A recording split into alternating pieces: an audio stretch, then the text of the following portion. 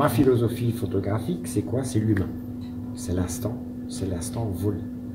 Je prends un exemple, quand on rencontre quelqu'un de regard par ses pieds, c'est une question de regard. Donc on fait de l'instant humain.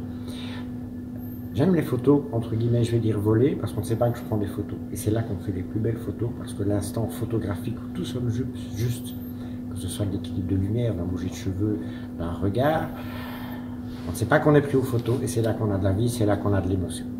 Que ce ne soit pas du posé. Je déteste le posé. Après, on peut faire du posé, et du posé en bougeant.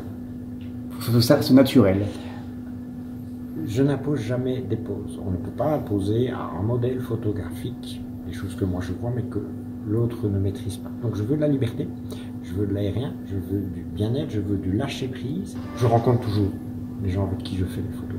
On fait connaissance. Le but est d'aller chercher chez le modèle photo un lâcher-prise, des émotions. Et dans la vie de tous les jours, de toute façon, les émotions, c'est le regard ou un geste. Donc tu fais ensuite des créations, des tableaux avec tes photographies.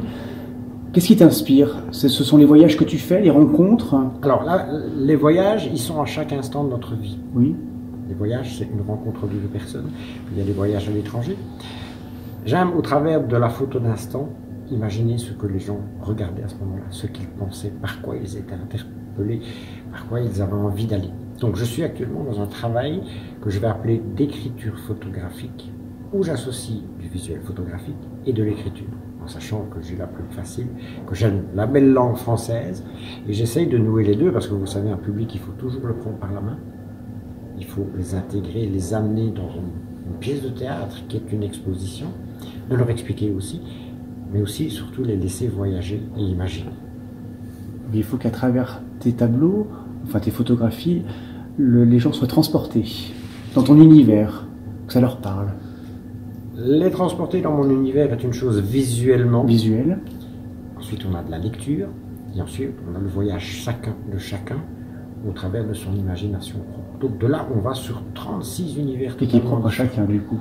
Et c'est ça qui devient très riche, parce qu'après, on peut échanger, on peut en parler.